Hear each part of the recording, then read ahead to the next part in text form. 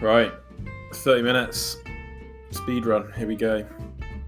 Good morning Fucking and lock welcome. Oh, you fucker. Good morning, welcome to the Hobby Breakfast Show. As always, we're right on it with the topical news. Here's our video about the Legacies PDF. Recorded on the day of release.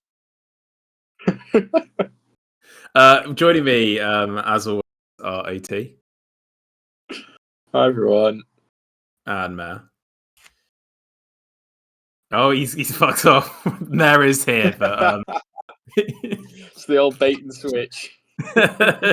he's just not currently speaking. I'll What you do? just fill the void. We're going to be talking about the Legacies PDF. I guess, but also because we haven't made a video since they released Armies of Middle-earth, we'll briefly acknowledge that. And I guess this is a follow-on, albeit a short response to our video that we did, sort of saying that it's not going to save the game, which was very dramatic from you because it's like the game's fine. It's just, some elements Completely of it are better. accurate. Some elements that are better than last edition. Some elements that aren't as good as you'd probably imagine. So yeah, Armies Miller came out. It's fine. I think the main issue with it now is that you've potentially got armies where you have to have like 3 books to play already, which feels weird. The start of an edition, and you've only released the main rule books, but you might potentially have to have all of them with you just to play your one army. And I know that no one actually brings all of them with them; they just use Tabletop Admiral. I'm back. But Hello? there he is. Look, we can introduce Mare. He's here. Hello. It sounds like we've started. We have, and I introduced you. You weren't there. Brilliant. None of this is being cut. We plow on. So what do we think of Armies Middle-earth very quickly? Mare. Well, I'm looking at the EPUB. I'm glad that they've started doing that. I really like it, actually, is my main takeaway. I think the new factions overall, I say new factions, lol. All of the factions are welcome back. Glad that people can finally play with their own miniatures again. It's a bit annoying that GW decided to separate them, but at least they're all there now, so that's good. I think there are some profiles which could have done with a bit more love, like Durin. Some profiles did get some love, which is nice. Like is it the Iron? What? No, the Rangers, the Dwarf Rangers got some love, didn't they? Not the Human Rangers though. Fucking justice for Grey Company. Am I right? Yes. So overall, though, I'm pleased that everyone can play with most of their minis now. Yeah. What about you guys? Yeah, OT. What do you think? Be clear, we're not talking about the legacy stuff yet, are we? We're not talking about legacy No. stuff. Yeah, we're just talking about Armies of Middle-earth. Cool. Yeah, I don't know. I think the problem with the 3 official books is that without the legacy stuff, it was kind of hard to judge the full picture, if that makes sense. And like, I think it was really interesting watching. I wasn't avidly watching, but watching bits of content as it went along, because like you can obviously only react to what's put in front of you, but when looking at the full picture now, like you wonder if I was a bit cynical and a bit harsh about like the first 3 books now that the whole thing's together, because actually now Probably. You can play with all your stuff, like Mez said. It actually, I think it feels okay, and I think I've maybe attributed that in my head, a lot of that, to the legacy stuff. But actually, the other 3 are just as like much of a part of like that full experience. So yeah, I don't know. I think they're fine, and it's not for me, but I think there is enough here for the community to work with, so that's good. I think it still fundamentally has the issue of like, unless they release loads of army lists, the way they've now constructed army building, like it's always going to feel more, I don't know, but that's just us because we are used to the old way, so it feels less good. But yeah, our Armies Middle Earth, you know, good. There's nothing really negative about it. Legacy stuff then. I kind of feel like the Legacies has been my favorite release. Yeah. Like the PDFs with like the stuff which they don't sell anymore. I don't know, it's just more fun. Yeah. The only two, and I know it's just not just events that will be using it, but the only two events that I'm looking at going to in the near future, neither of which are using it, which is kind of annoying, because I don't really see a reason not to use them. Yeah, they just hate fun. Yeah. Yeah. That is That was my conclusion. And I can say that because you haven't revealed which events you're going to. No, but now the people that presumably run those events that might listen to this are going to think that. But they don't know. They don't know who you are, so it's fine. Yeah. Until they come out with a statement saying they do enjoy fun, that we can was only assume that they. That wasn't a Hobby Breakfast Show statement. That was just my personal opinion. I think you hate fun. Mary's in no way associated with that. I'm more ambivalent. They do hate fun though. On a more serious note, yeah, I think it was well handled. It's a weird amount of effort I think they put into it. Yeah. I was a bit like, why have they put so much effort into it? Which I think is nice, like no complaints. They also updated, I don't know if you saw this, they updated the Evil PDF, even though they said they were never going to update them. They then immediately went, oh, we made some typos. Is the update. I mean, to be fair, that's not really updating the rules, is it? That's just that's like the baseline of competence that's expected. Yeah, it's free. It's free, I guess. So free. Maybe you can't expect much, like people to go through and spell check it. So I don't know. I just felt like the new rule set really shines in the Legacies PDF because, like, especially the good ones, it's like quirky little lists which you didn't get in the old rules. That you can release without worrying that it's going to break the game because, like, including a list with 12 Dwarf Warriors and Murin and Drow, whatever they're called, with some Gondor guys, like, it's not going to be game breaking the way that saying that Dwarves and Gondor are historical allies might be. Yeah, it just felt more fun. I actually think that this is, I know that they won't do it, but this is the route that you make this army building really work. You release every so often a small PDF with a few new lists, and then that provides the flavor that keeps the game chugging along. I know they're not going to do that because they're instead going to release a £35 book that you buy that has a few new lists in, because then they can charge you £35. But that would be the way to do it, because then actually I think people like me who feel like we miss the ability to create our own lore can get excited about and when I say create our own lore, I mean like create your own thing which isn't specifically covered by that's still Tolkien lore. You're constantly getting new little things where you're going, oh, that's really, and you can do that.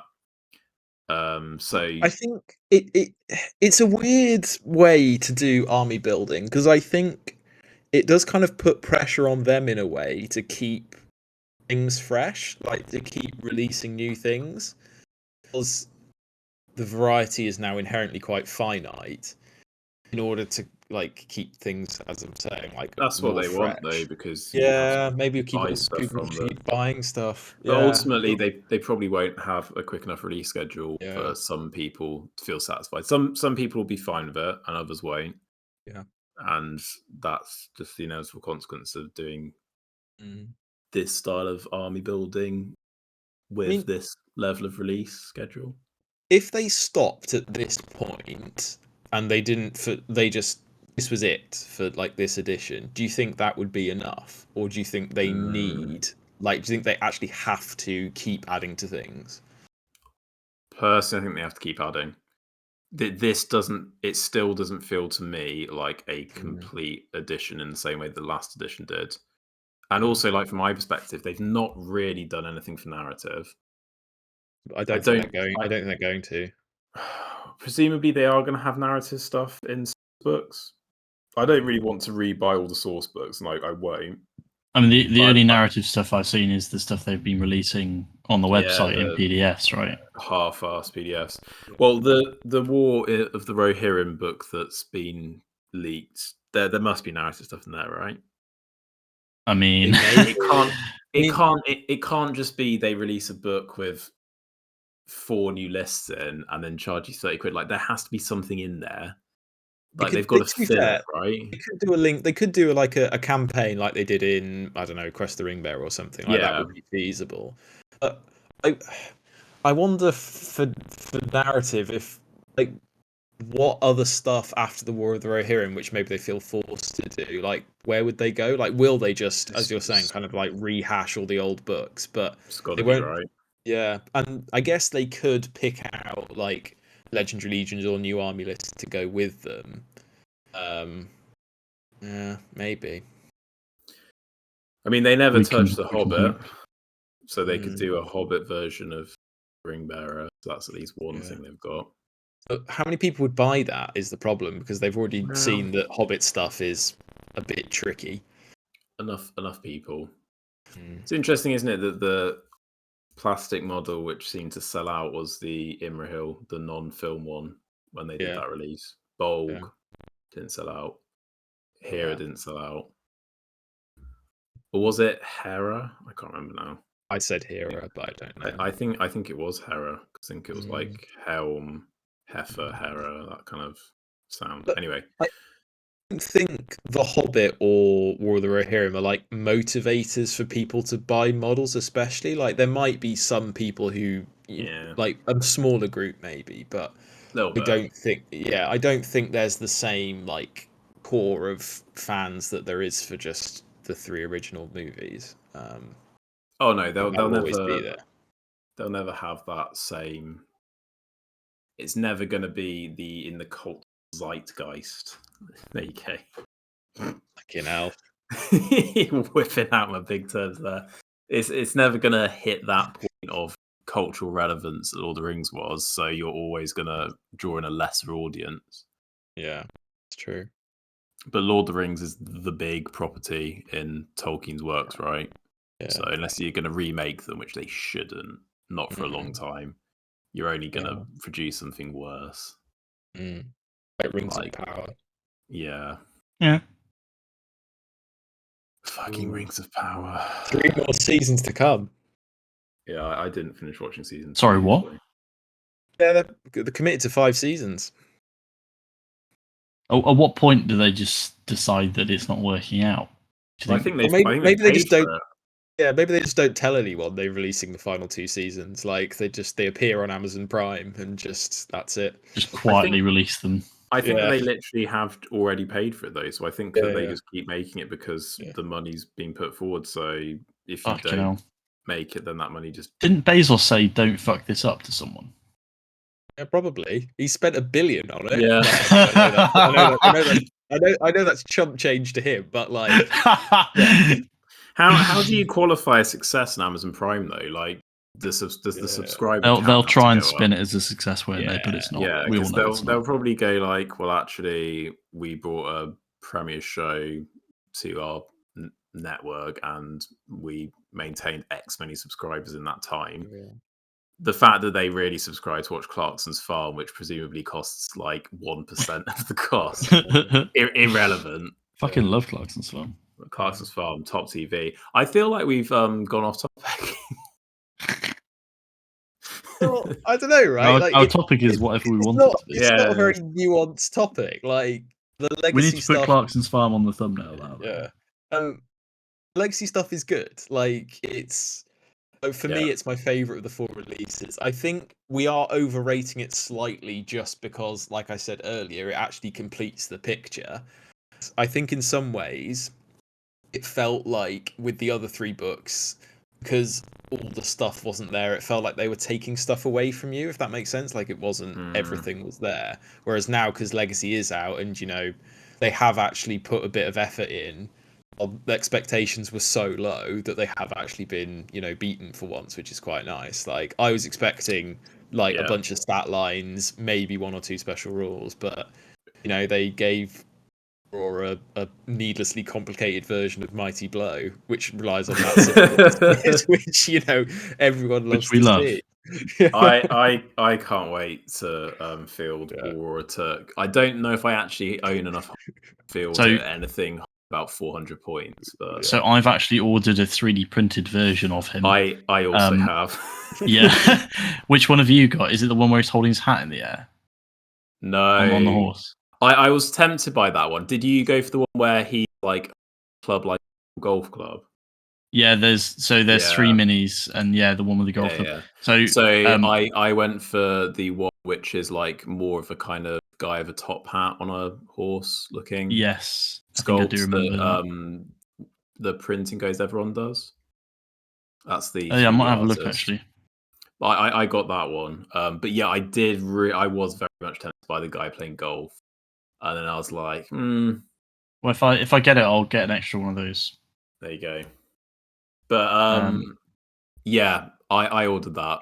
I think it just looks fun, and also I realized I've got more than enough minis to run it. It's insane. It's actually the easiest way to run this now.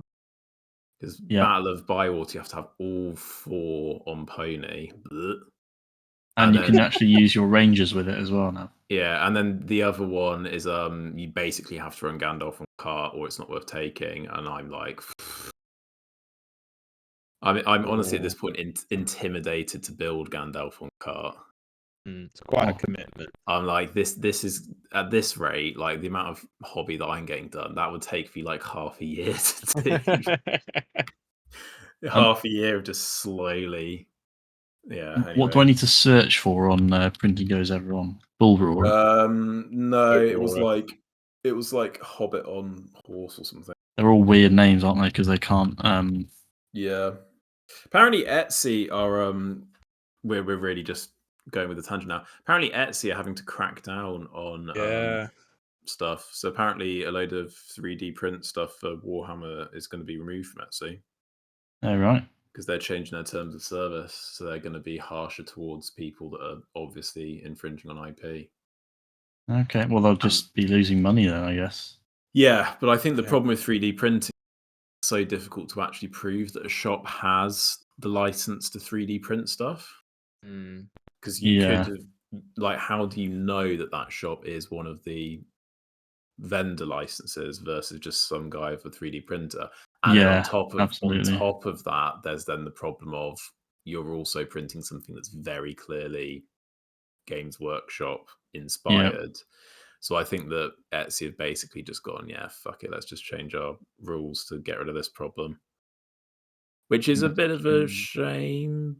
Yeah. But I imagine it will just be that you'll get more.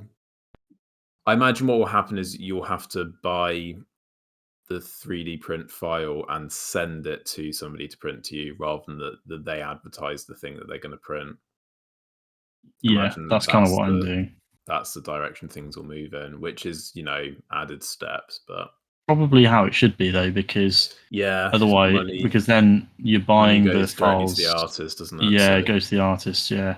I sell STLs myself, and they're STLs I've created, and I've never really wanted to offer licenses and things like that. So if I ever see someone selling my stuff, then they really shouldn't be.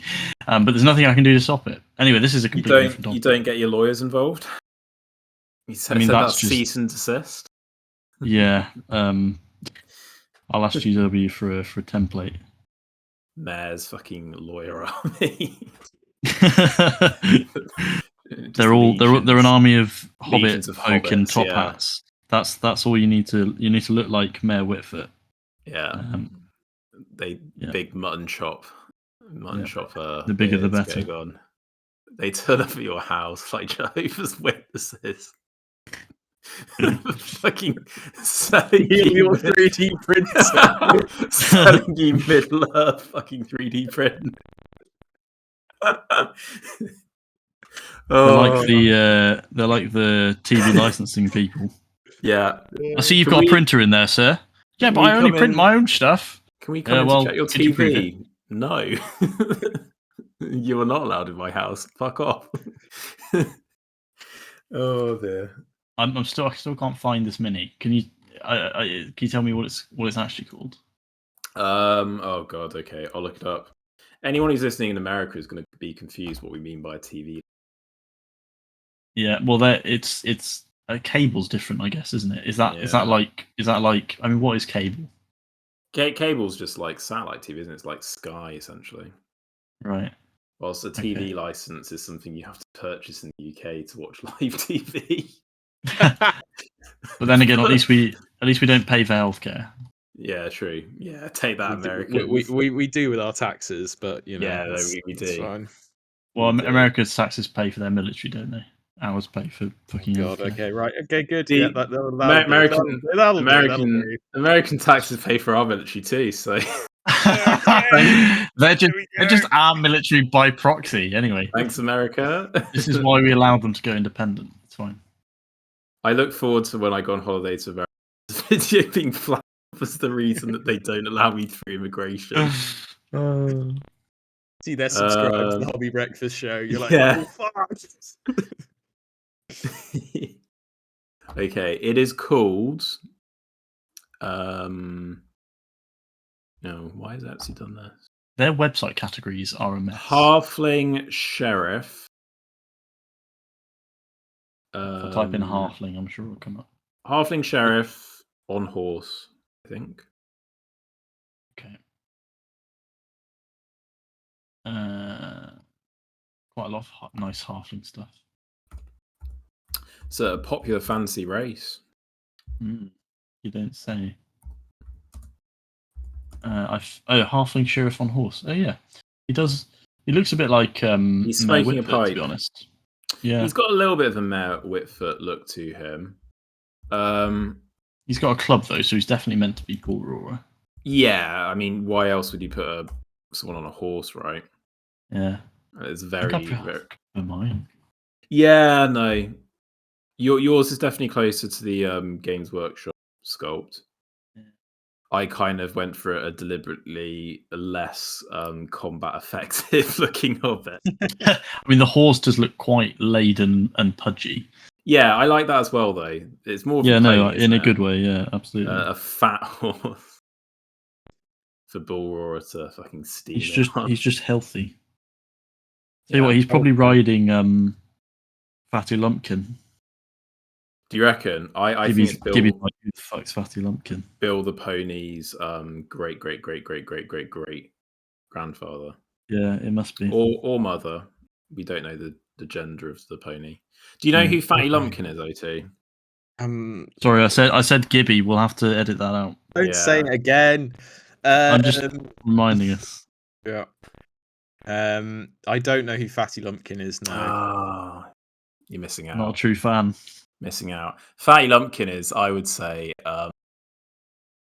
second best pony after Bill. Lord of the Rings. Oh, that's quite so there you go. I know. Probably in terms of power, a superior pony, but he doesn't have quite the charm of Bill. It's over 9,000 his power level, I've heard. Yeah. He's like the Shadowfax of ponies. yeah, maybe even more mythical. Right. Fatty Lumpkin Model 1. You know what would be fun? Rather than running Goldberry, running Fatty Lumpkin. What, as a proxy model? As a proxy. Yeah, brilliant idea. The game really needs less female models, so yeah. Fatty Lumpkin, get him in. 25 mil base. It's never established that Fatty Lumpkin is male or female, though. It's not. That is true. Lumpkin sounds like more male to me. But you're right. It does, but that would be presumptuous. I am making an assumption there, so you are quite right. Do we want to quickly mention the match play guide? I realise that no one's made it this far through the video because we've been chatting shit for the last 20 minutes. I think we started chatting shit about 5 minutes in, really. So I have played one of the new missions. Yeah, you quite liked it, didn't you? I really liked it, actually. I think There you go. because historically I hate the missions where you deploy in the corners. I don't mind them too much in singles. In doubles, they're a nightmare. But in singles, previously, the only one where you do that, I believe, and I could be wrong in saying this, you have objective markers in the middle of the board, and maybe you place them. I honestly can't remember. But in this one, you've got objective markers in a sort of plus configuration with nothing in the middle, and then in the corners, top left, top right, bottom left, bottom right of that plus sign, that's where you're deploying. So rather than racing to the middle, or these objective markers, by the way, are heirlooms, all of them. You don't have to dig them up. They're just there. They're just light objects. So Do you have to pass an intelligence check to pick them up? no. So it's just to So dig them up. you don't have to dig them up. They're just standing there they're just there on the ground. So is the only mission that you have to do an intelligence check the one where you have to specifically dig it up? I haven't checked all of them, so I can't say for Okay. sure, but that's definitely one where that happens. Yeah.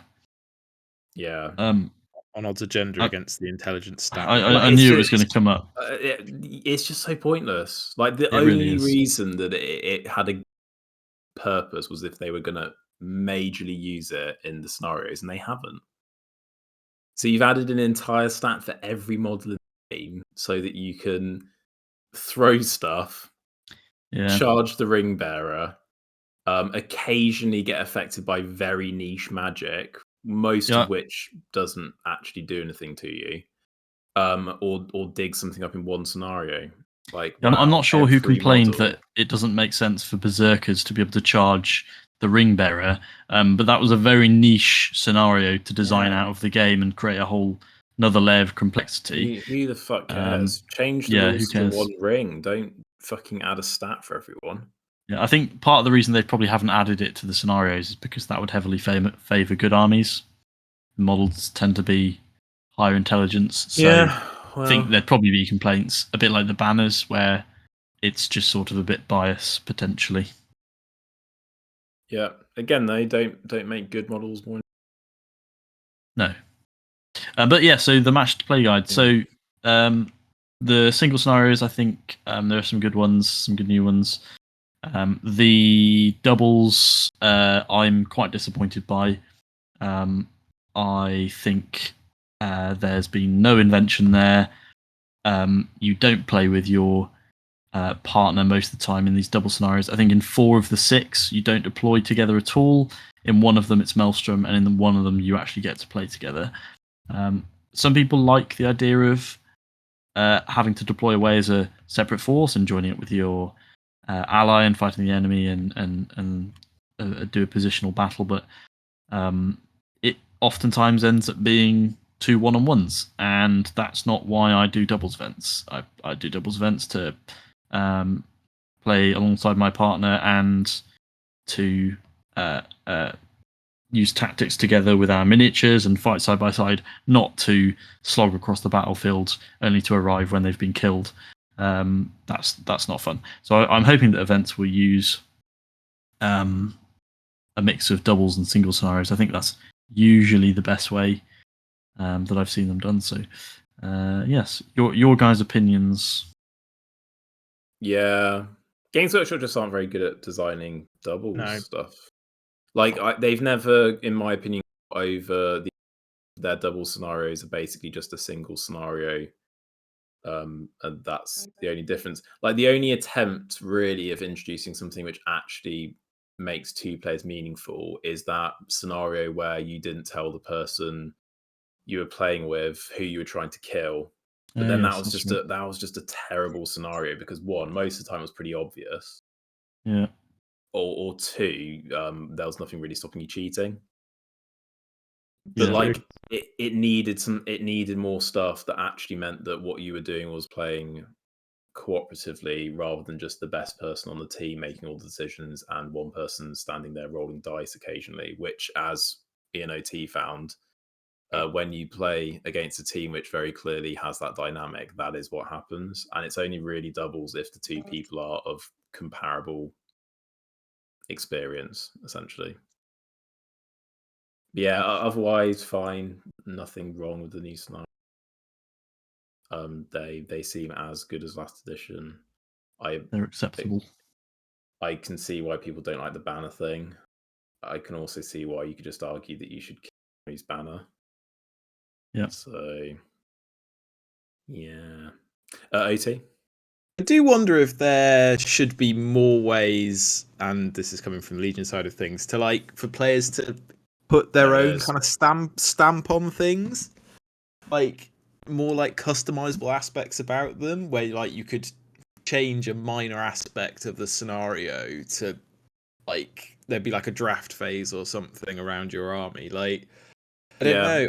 I think again, just in creating an inherently finite space for the game to operate in, and yes, within those scenarios, I'm sure there's lots of nuance. I'm not denying that, but I don't know. It's just always going to get stale eventually, no matter how many scenarios you play. Yeah, They've rigidly refused the I think it idea of helps. a secondary objective, haven't they? In the way Yeah. that they have done that with like 40k, but they've gone no, every scenario that this is what it is, and you don't have any of that. But also, I think that sometimes that stuff just adds extra complexity, and it's not really worth it for the It amount. lets you plan you for it get. as well, doesn't it? You know what's going to happen.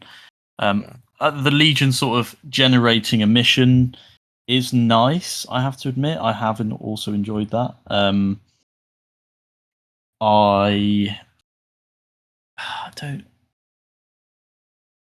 It's just I don't see different. why they couldn't, but I don't think it. I don't think every game needs it. I don't know.